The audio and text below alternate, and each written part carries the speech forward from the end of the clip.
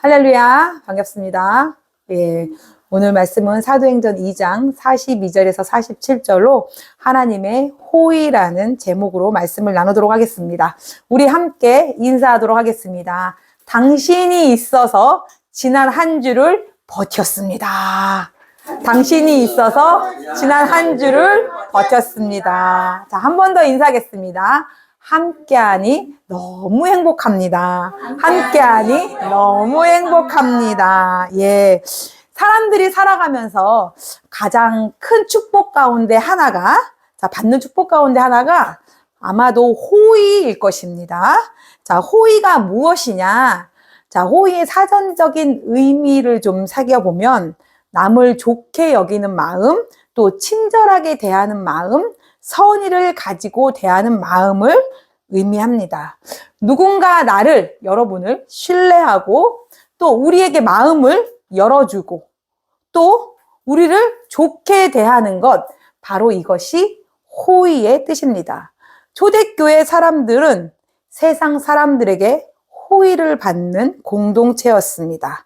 그러나 그 호의의 근원은 바로 하나님이라는 사실입니다. 자, 성경에도 이 호의라는 표현이 나옵니다. 자, 누가복음 2장 57절에 보면 예수는 지혜와 키가 자라가며 하나님과 사람들에게 더욱 사랑스러워 가시더라 라고 말씀하셨습니다. 여기서의 이 사랑스러워라는 말이 바로 영어로 favor, 즉 호의라는 뜻입니다. 예수님은 하나님 앞에서도 세상 사람들의 앞에서도 호의를 받으셨습니다. 그런데 오늘 본문을 보면 하나님의 호의가 한 개인에게만 나타나는 것이 아니라 지금 한 공동체 전체 위에 나타나는 것을 볼 수 있습니다.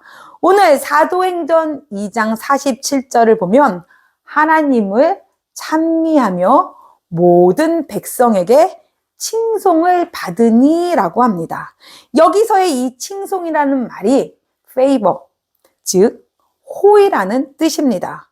자, 이 favor, 호의라는 뜻을 헬라어로는 카리스라고 하는데 이 말은 은혜, 호의라는 뜻을 갖고 있습니다. 초대교회는 세상 사람들에게 호의를 받는 공동체였습니다. 사람들이 그 공동체를 보며 저 사람들은 뭔가 좀 달라. 만약에 신이 있다면 저들의 공동체에 있을 거야 라며 신을, 하나님을 느끼기 시작했습니다. 자, 여기 그렇다면 질문 하나가 생기죠. 자, 어떻게 교회가 세상 사람들에게 호의를 받게 되었을까요? 여러분, 지금 교회는 세상 사람들에게 호의를 받고 있습니까? 그죠? 제가 어렸을 때 목사님을 보면 목사님의 그림자도 밟지 않았어요. 저희 진짜 목사님과 함께 밥을 먹고 목사님과 어디를 간다? 그러면 너무너무 그게 저에게는 큰 축복이었거든요. 그런데 세상 가운데 나아가면 지금 현실은요, 목사입니다. 그러면 눈빛이 하트를 그리다가도 약간 눈이 반쯤 감겨져. 저거 믿어도 돼? 이렇게 세상 사람들의 시선이 바뀌었다라는 거예요. 지금은 교회가 이런 시선을 받고 있지만 초대교회는 이런 시선을 받지 않았습니다. 여러분, 세상 사람들에게 호의를 받는 공동체였습니다. 자, 오늘의 본문에서 그 이유를 알려주는데요. 자, 오순절에 성령이 임하자 사람들의 삶이 바뀌기 시작했습니다. 사람들은 사도의 가르침을 받기 시작했고 서로 교제했으며 떡을 떼고 식탁 교제를 하고 나누고 또 함께 전심으로 기도하는 공동체가 되었습니다. 그리고 그렇게 살아가는 공동체를 보면서 세상 사람들은 하나님의 호의를 보게 되었던 것입니다. 오늘 말씀을 통해서 하나님의 호의가 나타난 공동체의 모습을 함께 살펴보겠습니다. 첫 번째입니다. 세상이 호의를 느끼게 되었습니다. 본문 42절입니다. 우리 함께 합독하도록 하겠습니다. 그들이 사도의 가르침을 받아 서로 교제하고 떡을 떼며 오로지 기도하기를 힘쓰니라. 아멘. 초대교회의 4가지 특징입니다. 여러분 잊으시면 안 돼요. 초대교회 정신입니다. 첫 번째, 사도들의 가르침이 있었습니다. 초대교회는 말씀 중심의 공동체였습니다. 여러분, 여기서 사도의 가르침은 뭐였을까요? 한번 생각해 보세요. 사도들은 무엇을 가르쳤습니까? 하나님의 말씀. 그렇죠. 네, 하나님한테, 나 지금 하나님의 말씀하는데 가슴이 쿵 들었어. 오, 이정태 집사님이 하나님의 말씀이라고 했어요. 맞아요. 하나님의 나라를 가르쳤습니다. 예수님은 오셔서 하나님의 나라를 가르쳤습니다. 하나님 나라의 시민으로서, 백성으로서 어떠한 윤리를 가지고 살아야 되는지를 예수님은 가르쳤던 거예요. 그리고 구약의 성경을 해석해서 말씀하셨습니다. 자, 사도들의 가르침은 이거였던 거예요. 예수님께서 가르치셨던 하나님의 나라, 즉 예수님이 하나님의 나라였거든요. 복음의 핵심을 지금 사도들은 가르쳤던 것입니다. 교회가 건강하려면 어떤 화려한 프로그램보다, 물론 프로그램도 있으면 좋죠. 또 열정 있는 찬양도 있으면 좋죠. 그런데 그게 중심이 아니라는 거예요, 여러분. 하나님의 말씀이 중심이 되어야 된다는 것입니다. 말씀이 건강한 공동체는 올바른 방향으로 나아가게 돼 있습니다. 말씀은 공동체의 방향을 잡아주기 때문에 그렇습니다. 자, 두 번째 초대교회 특징입니다. 교제하였습니다. 자, 이 교제라는 것은 단순하게 차 마시고 헤어졌다라는 것이 아니라 함께 삶을 나누는 거예요. 함께 어려움을 책임지는 것입니다. 그리고 공동체로 함께 살아가는 것입니다. 나에게 어려움이 생기면 기도할게, 이걸로 끝나는 것이 아니라 무엇이 어려움이 있는지, 그 어려움을 해결해 주기 위해서 어떻게 해야 되는지 함께 고민하고 함께 방향을 설정하고 함께 실행해서 나아가는 것입니다. 그래서 내 삶이 아니라 초대교회 삶은 우리의 삶이었어요. 여러분 잊지 마세요.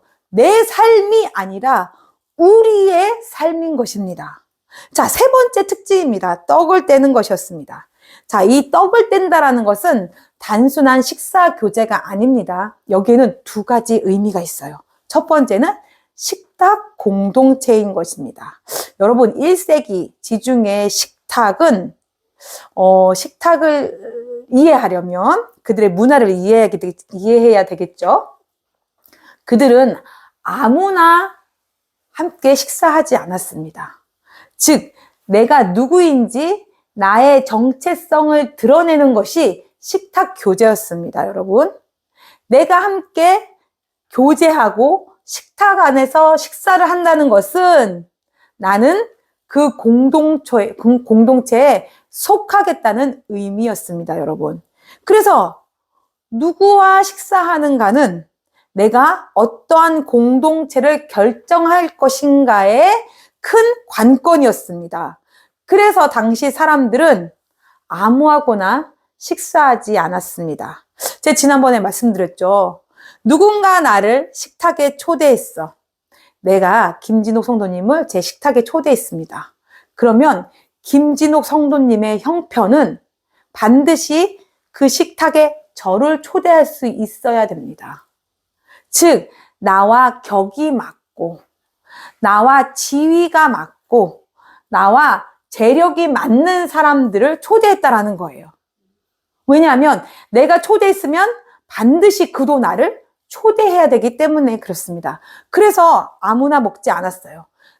나와 함께 식탁 교제하는 사람들은 나의 정체성을 대변해주는 사람들이에요. 그러니까 아무하고나 먹을 수 없었던 거죠. 그런데 여러분, 예수님은 오셔서 지금 뭘 했냐면요. 이 금기시된 식탁을 깨버린 거예요. 깨버린 거예요. 예수님이 지금 누구와 교제를 하셨습니까? 죄인과 세리와 가난한 사람과 병든 사람들이었습니다. 여러분, 이들과 함께 식탁 교제를 했던 거예요. 그러니 가는 곳곳마다 종교 지도자들에게 비판을 받은 거예요. 왜? 예수는 죄인을 영접하고 함께 먹는 거죠. 이 죄인들이라고 규정하는 이 사람들과 함께 식탁 교제할 수 없었어요. 왜냐하면 식탁 교제하는 건 나의 정체성을 보여주는 거라 그랬잖아요. 그렇기 때문에 세리와 죄인과 어떻게 가난한 사람, 병든 사람들, 공동체에서 배제되었던 사람들하고는 식사할 수가 없었던 거죠. 그런데 예수님의 식탁 안에는 늘 항상 사회에서 배제된 사람들과 함께 식탁 교제를 했다는 것입니다. 예수님의 식탁이 어떤 의미인지를 보여주는 사건이 또 하나 있습니다. 누가복음 24장에 엠마오로 가는 사건입니다. 예수님의 십자가와 죽음과 부활의 사건을 제자들이 경험했어요. 그런데 제자들이 어떻게 했습니까? 흩어졌잖아요. 이 엠마오로 내려가는 두 제자 이야기도 마찬가지입니다. 예수의 부활을 봤어요. 무덤 안이 빈 무덤이었어요. 그런데도 불구하고 그들은 자신들이 원하는 메시아 상이 아니었기 때문에 이들이 엠마오로 내려갑니다. 그런데 여러분, 부활하신 예수님이 그들과 함께 걸어갑니다. 그런데 그들은 예수님을 알아보지 못했습니다. 예수님은 길에서 그들에게 성경을 말씀해 주셨습니다. 그러나 그들은 여전히 예수님을 알아보지 못했습니다. 그런데 놀라운 일이 일어났습니다. 그들이 함께 예수님과 함께 식탁에 앉고 예수님이 떡을 떼어 주셨습니다. 그들의 그 순간 어떻게 해요? 눈이 밝아져서 예수를 알아보게 된 것입니다. 사랑하는 교우 여러분, 예수님의 식탁은 단순한 교제 시간이 아닙니다. 예수님의 식탁은 첫 번째, 하나님의 사랑을 경험하는 자리입니다. 두 번째, 예수님의 은혜를 깨닫는 자리입니다. 그리고 초대교회는 바로 이 예수님의 식탁을 이어가는 공동체였습니다. 그래서 성경은 말합니다. 떡을 떼며 그 식탁에 앉은 사람들은 예수님의 은혜를 기억하고 서로를 형제로 받아들이기 시작했습니다. 여러분, 저 좀 보세요. 저 좀 보세요. 여러분과 저의 식탁은 어떻습니까? 여러분의 식탁은 세상 사람들이 호의적이라고 생각합니까? 여러분의 식탁이 세상 사람들에게는 매력적입니까? 한번 생각해 보세요. 우리는 우리의 식탁을 상대를 위해서 준비하는 그 준비의 시간이 여러분들은 행복하십니까? 가족 안에서 가족을 위해서, 남편을 위해서, 배우자를 위해서, 또 자녀들을 위해서 식탁을 준비할 때, 식사를 준비할 때 그 준비하는 시간이 행복하십니까? 호의적이십니까?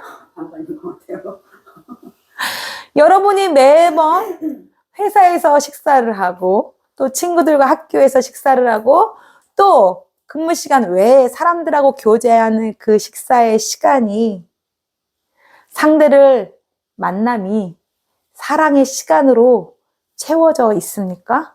여러분? 우리는 한번 생각해 봐야 될 것 같아요. 저는 이 말씀을 준비하면서 생각해 봤어요. 저는 젊었을 때 유독 잘 체했습니다, 여러분.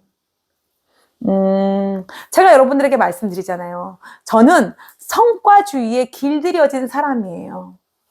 너무나 어렸을 때부터 리더십 책을 많이 받고 또 과도 경영학과였잖아요. 그렇기 때문에 무언가를 인사회계, 조직 이런 많은 파트에서 어떠한 성과를 내어야지 나는 가치 있는 사람인 거예요. 그렇기 때문에 성과주의에 물들었던 사람이에요. 얼마나 많은 리더십 책을 받겠습니까? 여러분, 우리의 1분 1초가 얼마나 아까웠겠습니까? 저에게 있어서. 그렇기 때문에 저에게 있어서의 식탁 교제는 거래의 시간이었습니다, 여러분. 내가 누군가를 만나서 그 시간을 쓴다는 거. 여러분 만날 때 씻고 단장을 하고 가는 시간이 있고 앉아서 식사 교제를 하는 시간이 있고 마무리를 하고 돌아오는 시간까지 따지면 최소 4시간은 걸리지 않습니까? 그 4시간을 누군가와 만나서 이야기를 하고 밥을 먹는다면 저처럼 성과주의에 물들었던 사람은 어떤 결과가 있어야 되냐면 그 만남에 합당한 그 시간을 쓴 시간에 합당한 무언가 결과가 있어야 되는 사람이에요. 그런데 결과가 있어서 돌아올 때는 너무나 기쁩니다. 그 결과가 무엇이든 간에 누군가를 만나서 내가 삶을 변화시킬 수 있고 나에게 유익이 되는 그런 시간이 있었으면 그 식탁 교제는 저에게 성공이었어요. 그렇기 때문에 너무나 행복한 시간이에요, 돌아올 때. 그런데 내가 누군가를 만나는데 나는 거기서 무언가 하나도 얻을 수가 없는 거야. 내 사고를 전환한다거나 내 삶을 변화시킨다거나 나의 삶에 어떤 유익을 얻었다거나 그런 게 전혀 없잖아요. 그러면 저는 그 시간이 너무나 아까운 거예요. 그러니까 밥 한 끼를 먹고 돌아오는 그 시간은 어떤 시간이에요? 제할 밤새 잠을 못 자는 그런 시간입니다. 저는 그렇게 성과주의에 길들여져 있던 사람이에요. 그래서 20대 때부터 자주 체했습니다. 제가 체하는 걸 너무나 잘 알기 때문에 그래서 낯선 사람들하고 좀 어려운 사람들하고 밥을 먹는 걸 굉장히 꺼려 했었어요, 여러분. 제 식탁의 이야기는요, 사랑이라는 건 없었습니다. 제 식탁의 이야기는 늘 항상 무언가를 결과를 만들어내는 식탁 자리였어야 돼요. 그렇기 때문에 가족들하고 먹는 그 식탁의 자리도 어떠한 결과를 만들어내지 않으면 다들 입 다물고 조용히 먹어야 되는 그런 식탁이었어요. 그런 식탁을 원했어요, 저는. 빨리 먹고 각자 방으로 흩어져. 왜냐면 나만의 시간을 가져야 되니까. 제가 차린 식탁은, 제가 준비하는 식탁은 사랑의 시간, 배려의 시간, 어떤 누군가에게 선의의 마음을 갖는 시간 단 1도 없었던 것 같아요. 참 부끄러웠어. 말씀을 준비하면서. 그런데 제가 바뀌었어요. 하나님을 만나고 하나님의 말씀을 계속 보면서 성과주의가 사람을 가치롭게 한다라는 것을 그것을 머릿속에서 뺐던 거예요. 하나님의 말씀이, 하나님의 사랑이 나를 가치롭게 하는구나. 우리를 가치롭게 하는구나. 그걸 깨달으니까 내가 누군가를 만나도 여러분 그 시간이 아깝지 않은 거예요. 그 시간에 내가 어떤 결과물을 내지 않아도 그 시간이 행복한 거예요. 준비하는 내내 누군가를 만날 때 배려하게 되는 거예요. 예수님의 식탁 안에는 늘 항상 사람들을 환영했습니다. 예수님의 식탁에는 늘 항상 사람들의 용서가 있었습니다. 예수님의 식탁에는 늘 항상 하나님의 은혜로 넘쳤다라는 것입니다, 여러분. 기억하셔야 돼요. 그래서 여러분들이 준비하는 식탁, 누군가 만나는 교제의 시간, 그 시간이 하나님의 사랑으로 가슴이 설레어야 돼요. 하나님의 사랑으로 준비하셔야 돼요. 그가 누구라 할지라도. 제자들의 마지막 사명은 내 양을 먹이라입니다. 예수의 식탁을 제자들은 양을 먹이면서 예수의 식탁을 계승했습니다. 그 식탁을 통해 사람들을 섬기고 복음을 전하는 사명을 제자들은 이어갔던 것입니다. 우리의 식탁도 이와 같아야 합니다. 사람들이 우리와 함께 식탁에 앉을 때 우리는 그들을 환영해야 합니다. 앉는 사람들은 우리의 환영을 느껴야 합니다. 우리의 사랑을 느껴야 합니다. 하나님의 은혜를 느끼는 그런 식탁이 되어야 합니다. 그랬을 때 사람들은 하나님의 호의를 느끼게 됩니다. 두 번째입니다. 성찬의 의미입니다. 예수님께서 마지막 만찬을 통해서 말씀하셨습니다. 이것을 행하여 나를 기념하라. 초대교회는 식탁에서 예수님의 십자가를 기억했습니다, 여러분. 그래서 떡을 떼는 식탁은 늘 항상 예수님의 십자가를 기억했기 때문에 은혜의 식탁이요, 용서의 식탁이요, 공동체 사랑의 식탁이었습니다. 자, 초대교회 네 번째 특징은 기도가 끊이지 않았다는 것입니다. 초대교회는 기도하는 공동체였습니다. 기도는 하나님을 의지하는 행위입니다. 기도하는 교회는 하나님의 인도하심을 경험합니다. 이렇게 살아가는 공동체를 보며 세상 사람들은 무엇을 느낄까요, 여러분? 자, 본문은 말합니다. 모든 백성에게 칭송을 받으니, 세상은 그런 공동체를 보며 하나님의 호의를 깨닫기 시작했습니다. 자, 두 번째입니다. 주께서 구원받는 사람들을 날마다 더하게 하셨습니다. 47절 말씀을 우리 함께 보도록 하겠습니다. 하나님을 찬미하며 또 온 백성에게 칭송을 받으니 주께서 구원받는 사람을 날마다 더하게 하시니라. 아멘. 초대교회 성장은 어떠한 전도의 프로그램의 결과가 아니었습니다. 그들의 삶의 결과였습니다. 사람들은 말씀 중심의 삶을 살았고 그 삶 가운데 사랑이 넘쳤고 또 자신의 소유를 함께 나눴고 기도하는 공동체였습니다.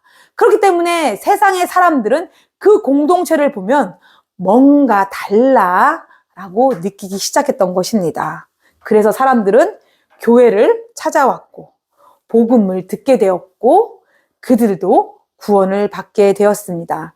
교회가 건강해지면 전도는 자연스럽게 일어납니다, 여러분. 그런데 오늘날 우리의 현실은 어떻습니까? 우리는 하나님의 호의를 받으려고 하기보다 하나님께 호의를 가지고 나아가서 하나님을 조종하려고 할 때가 너무나 많습니다. 마치 우리가 하나님께 무언가를 드리면 하나님이 우리에게 더 큰 축복을 주셔야 하는 것처럼 생각할 때가 종종 있습니다. 헌금을 하면 복을 받는다고 생각합니다. 그래서 교회 입구에 보면 여러 가지 헌금 봉투들이 질비하게 늘어져 있습니다. 열심히 섬기면 하나님이 우리의 삶을, 우리의 자녀들의 삶을 더 형통하게 해 주실 것이라고 믿습니다. 그래서 교인들은 일주일 내내 교회를 섬기며 교회에 붙들려 살아갑니다.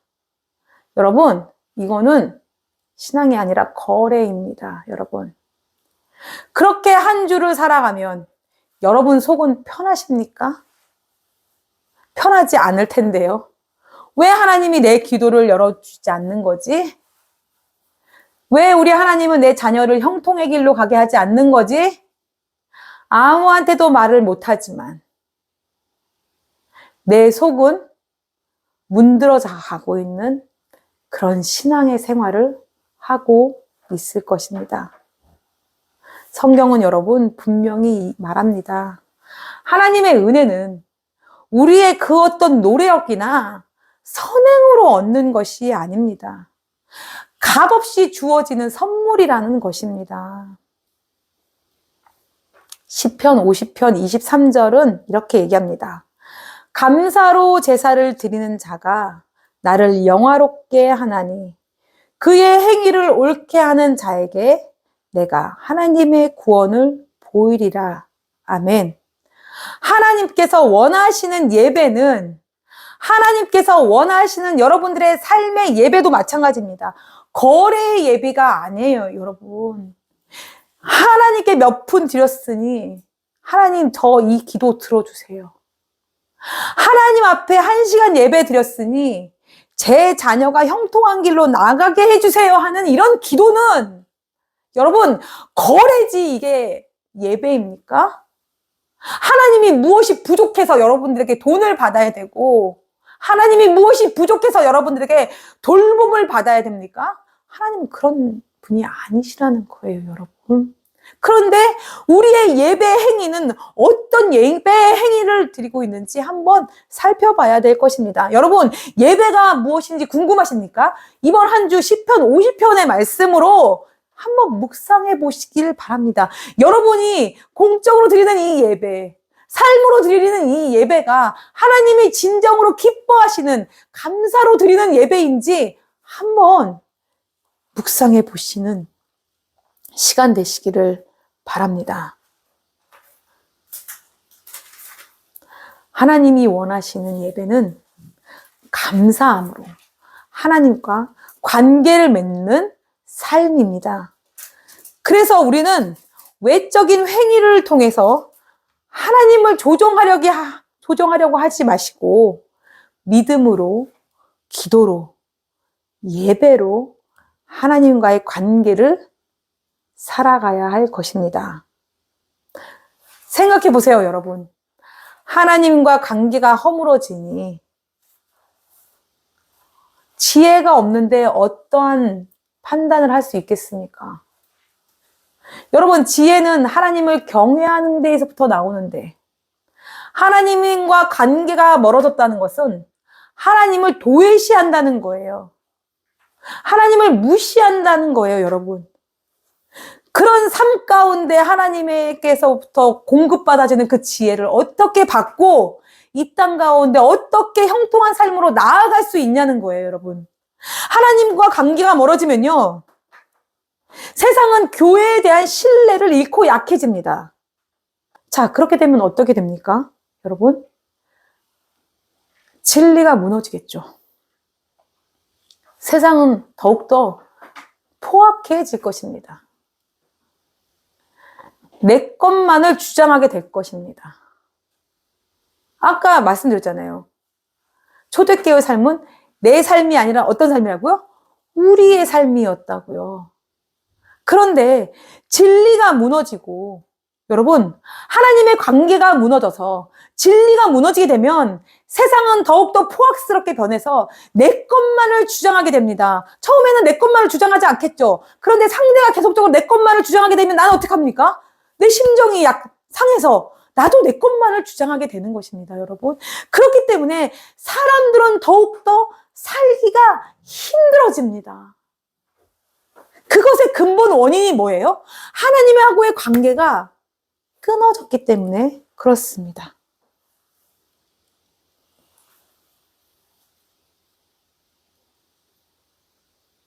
세상에 교회는 많습니다.